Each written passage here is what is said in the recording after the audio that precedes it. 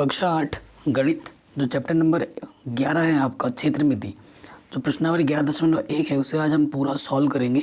और प्रश्नावली 11.1 को सॉल्व करने से पहले जो भी इसके बेसिक्स कॉन्सेप्ट हैं, बेसिक कॉन्सेप्ट में क्या होता है कि भाई आयत क्या है, वर्ग क्या है ना, इनका क्षेत्रफल क्या होता है, परिमाप क्या होता है, उनके बारे में हम जानेंगे सबसे पहले। ठीक है, तो सबसे पहले नंबर पे सूत्रों के बारे में जानना बहुत ज़रूरी है। अगर हमें सूत्र अच्छे से पता रहेंगे तो चीज़ों को आराम से कर पाएंगे, समझ पाएंगे। तो सबसे पहले हम बात करते हैं वर्ग की। सबसे पहले हम क्या बना रहे हैं, वर्ग। अब वर्ग किसे कहते हैं? देखो, वर्ग में क्या होता है, चारों भुजाएं एक समान होती है। ये भुजा, ये भुजा, ये भुजा, चारों भुजाएं बराबर होंगी और प्रत्येक कोण 90 अंश का बनता है।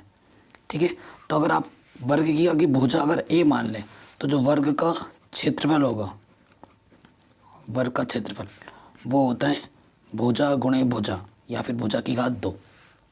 फिर है अगला को जो सूत्र बनता है वर्ग का परिमाप।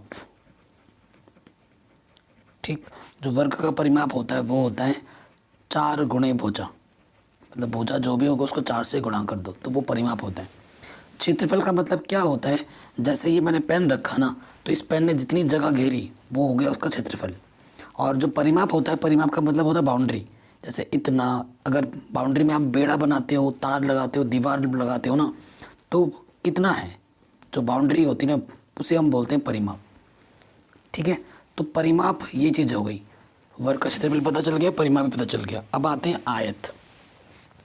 नंबर 2, आयत क्या होता है? आयत में ना जो आमने सामने की भुजाएं होती हैं वो बराबर होती हैं और प्रत्येक कोण 90 अंश का होता है। ये वाली भुजा इसके बराबर होगी, ये वाली भुजा इसके बराबर होगी। इस वाली भुजा को लंबाई बोलते हैं, इस वाली भुजा को हम चौड़ाई बोलते हैं। ये लंबाई है और ये चौड़ाई है। ठीक है, अगर लंबाई को आप ए से प्रतिशत कर रहे हो और चौड़ाई को आप बी से प्रतिशत कर रहे हो, ठीक है, तो इसका जो क्षेत्रफल होता है, आयत का क्षेत्रफल, वो होता है लंबाई गुणे चौड़ाई।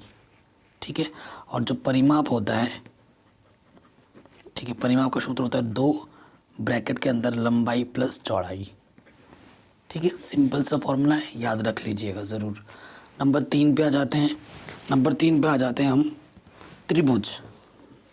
ठीक है, त्रिभुज, त्रिभुज का क्षेत्रफल। त्रिभुज क्या होता है? 3 सरल रेखाओं से घिरी हुई आकृति को त्रिभुज कहते हैं। जैसे इसका नाम लिख दिया मैंने ABC। अगर आपको त्रिभुज का क्षेत्रफल निकालना है तो त्रिभुज का ये आधार हुआ, ये भी आधार है, 3 आधार होते हैं। तो जिस भी आधार की बात हो तो ऊंचाई देखनी होती है हमें, ऊंचाई पता होनी चाहिए। जैसे ये ऊंचाई है ना, ऊंचाई जो होनी चाहिए वो लंबवत होनी चाहिए। ठीक है, 90 अंश का कोण बना रहा हो वो ऊंचाई। अगर यूँ टेढ़ी मेढ़ी है तो वो ऊंचाई से काम नहीं चलेगा। तो अगर आपको त्रिभुज का क्षेत्रफल निकालना है तो वो होता है 1/2 आधार गुणे ऊंचाई। ठीक है, आधार गुणे ऊंचाई। ऊंचाई कैसी होनी चाहिए? लंबवत ऊंचाई होनी चाहिए। ठीक है, ये चीज़ आपको पता होनी चाहिए। नेक्स्ट आपका आ जाता है समांतर चतुर्भुज। क्या? समांतर चतुर्भुज। समांतर चतुर्भुज, समांतर चतुर्भुज क्या होता है? ऐसा चतुर्भुज जिसमें एक आमने सामने की जो भुजाएं होती है ना वो समांतर हो, कोई सा भी एक। जैसे ये जो त्रिभुज है वो समांतर चतुर्भुज है। ठीक है, इसे हम आधार बोल सकते हैं। ये जो भुजाएं आधार बोल सकते हैं। ठीक है, और ये इसकी ऊंचाई है, और ऊंचाई फिर से मैं बोल रहा हूँ लंबवत होनी चाहिए। ठीक है ना, ऊंचाई और आधार के बीच में जो कोण बनेगा वो 90 अंश का होना चाहिए। अगर इसका हमें क्षेत्रफल निकालना है, समांतर चतुर्भुज का क्षेत्रफल, इसका सूत्र होता है 1/2 आधार गुणे ऊंचाई। ऊंचाई कैसी होगी? लंबवत ऊंचाई होगी। ठीक है, आपके सिलेबस में जितना है मैं उतना ही पढ़ा रहा हूँ। वृत्त भली बात ही परिचित हो। वृत्त क्या होता है? ये ओ हमारा ये सेंटर हो गया, केंद्र हो गया। ठीक है, अब केंद्र से परिधि, ये जो है ना, एक रस्सी बांधा, यूँ खींच के यूँ गोल घुमा दिया, तो ये सब दूरी आपस में क्या होती है? बराबर होती है। ये भी त्रिज्या है, ये भी त्रिज्या है, ये भी त्रिज्या है, त्रिज्या बोलते हैं। ठीक है, और देखो केंद्र से परिधि, क्योंकि इसे क्या बोला जाता है? परिधि बोला जाता है। ठीक है, परिधि, केंद्र से परिधि की तक की दूरी को त्रिज्या बोला जाता है। और परिधि से परिधि को मिलाए और केंद्र से होता हुआ जाए उसे हम क्या बोलते हैं? ये जो पूरी दूरी है यहाँ से लेकर यहाँ तक AB, इसे हम बोलते हैं व्यास। व्यास जो होता है वो परिधि का 2 गुना होता है। व्यास जो होता है वो परिधि बोल रहा हूँ, त्रिज्या के 2 गुना होता है। यानी कि व्यास को d से प्रदर्शित करते हैं और त्रिज्या को r से, तो d बराबर होता है 2r। ठीक है। और परिधि से परिधि को मिलाए और केंद्र से होता हुआ ना जाए उसे हम जीवा बोलते हैं। हालांकि आपको इन सब चीज़ों की जानने की ज़रूरत नहीं है, ठीक है, आपके सिलेबस में ये सब नहीं है, फिर भी मैंने एक्स्ट्रा बता दिया।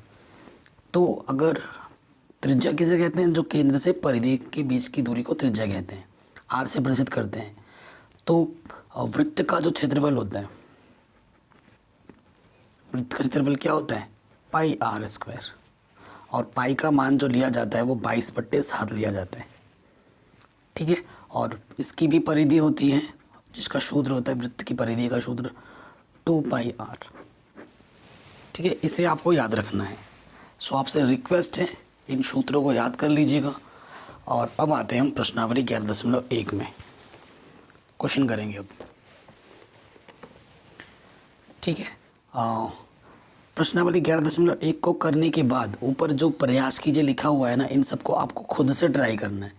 नहीं होता है तो आप कमेंट कर देना, मैं वीडियो बना दूंगा नेक्स्ट। अब हम आते हैं पहले क्वेश्चन में। कह रहे जैसे कि संलग्न आकृति, ये जो हमारे सामने आकृति बनी हुई है, कह रहे जैसे कि संलग्न आकृति में दर्शाया गया है, एक आयताकार और एक वर्गाकार खेत के माप दिए हुए हैं। यदि इनके परिमाप समान हैं तो किस खेत का क्षेत्रफल अधिक होगा। ठीक है, क्वेश्चन में ये बोला है, देखो ज़बरदस्त क्वेश्चन है।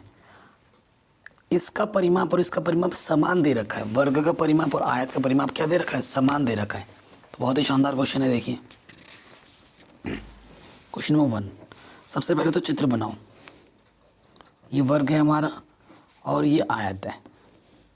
तो वर्ग की भुजा हमें दे रखी है 60 मीटर और आयत की जो लंबाई दे रखी है वो दे रखी है 80 मीटर। अब इसका जब तक चौड़ाई नहीं पता चलेगा आप क्षेत्रफल नहीं निकाल सकते, है ना। देखो दिया है आयत का परिमाप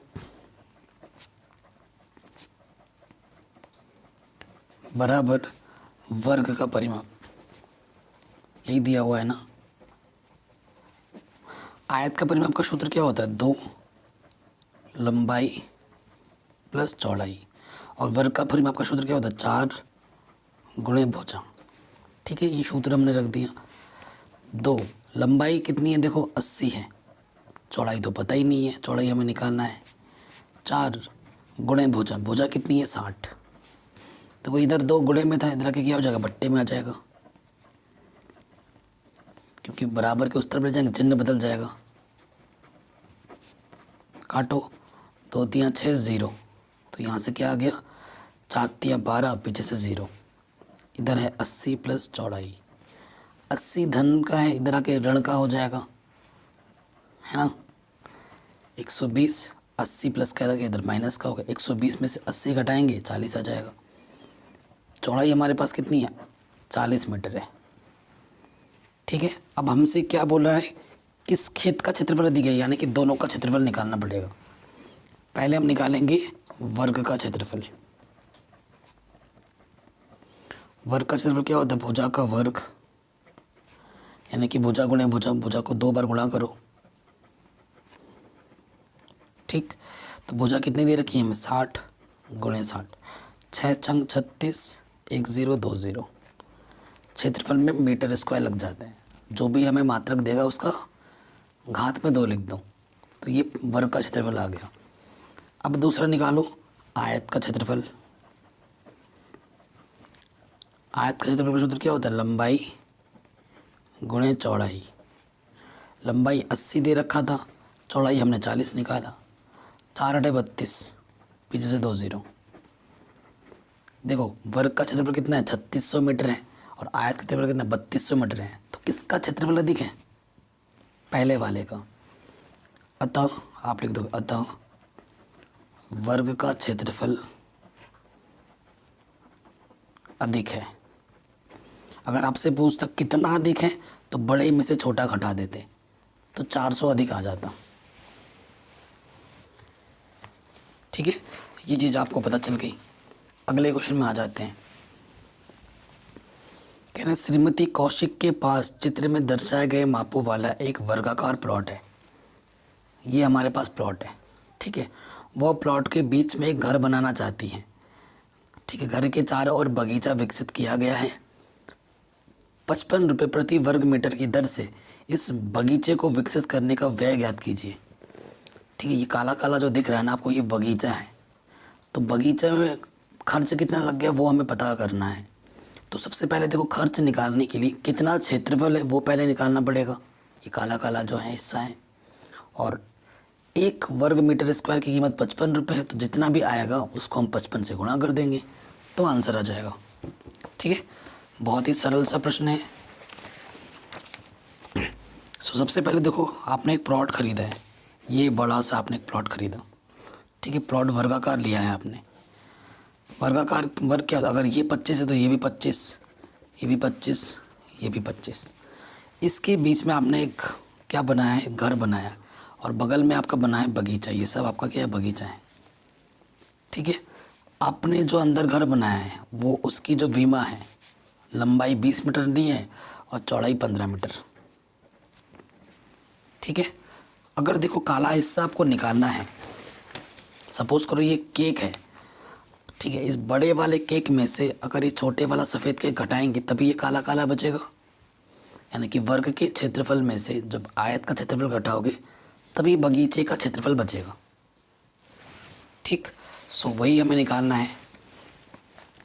यहाँ लिखेंगे बगीचे का क्षेत्रफल, तो क्या होगा, वर्ग का क्षेत्रफल माइनस आयत का क्षेत्रफल। तो वर्ग का क्षेत्रफल क्या होता है, भुजा गुणे भुजा, या भुजा की घात 2 माइनस आयत का क्षेत्रफल क्या होता है, लंबाई गुणे चौड़ाई। भुजा कितनी है, 25, तो 25 गुणे 25 हो जाएगा। लंबाई कितनी है, 20, चौड़ाई कितनी है, 15। 25 को 25 से गुणा कीजिए तो 625 आएगा, और 15 दूनी 30। सो घटाएंगे तो कितना आ जाएगा, 325 मीटर स्क्वायर। ये आ जाएगा बगीचे का क्षेत्रफल। अब क्वेश्चन में क्या दे रखा है, चूँकि 1 मीटर स्क्वायर की लागत, 1 मीटर स्क्वायर की लागत कितनी है, 55 रुपये है।